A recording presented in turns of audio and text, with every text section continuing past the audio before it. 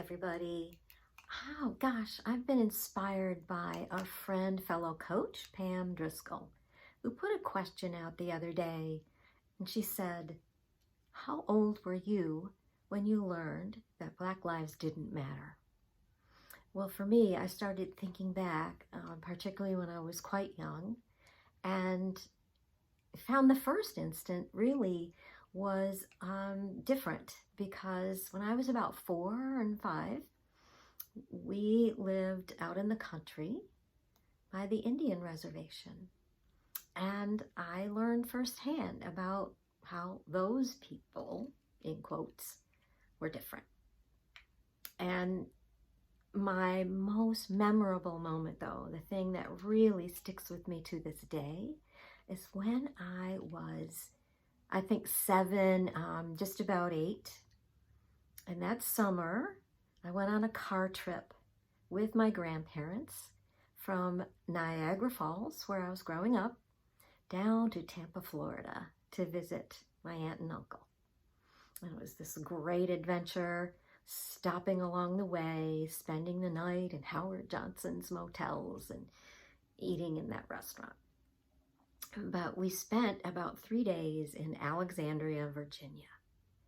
And my grandmother took me down the street to this corner store called Woolworths. And some of you who are my age will remember that store. But it had a lunch counter, and it was so exciting because I got to go have lunch with her and sit up at the counter like, a big girl. And believe me, I was quite small at that age. And it was so fun. And I noticed there was an older woman and a young child who came in, and I thought, oh, another grandma and her grandchild. But they were standing at the end of the counter, and they weren't coming in to sit down. And I asked my grandmother, why couldn't they come sit by us? And she kind of shushed me and said, no, that's the way things are here, don't talk. So I knew from my grandmother's stern tone not to say any more, but I kept watching them. And it turned out that they were allowed to get some food and take it to go. Okay. And when we finished our lunch, we walked back to go to the restroom. And there on the wall were 2 water fountains with signs over them. And one said, whites only, and the other said colored. That was a bit different for me too. And then thinking back now, I don't think that there was a bathroom for them. I'm pretty sure the water was it. But that has stuck with me to this day.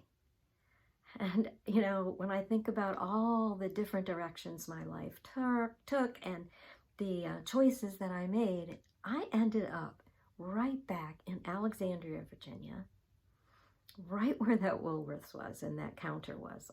And I was experiencing a lot of other things along the way. But the very best choice that I ever made, I had no idea. It was kind of a necessity at the time.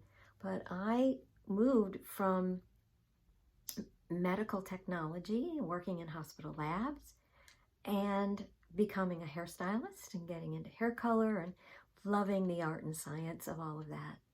And because of that, and because I was in the Washington, D.C. area, I worked with and befriended and hung out with people from all over the world.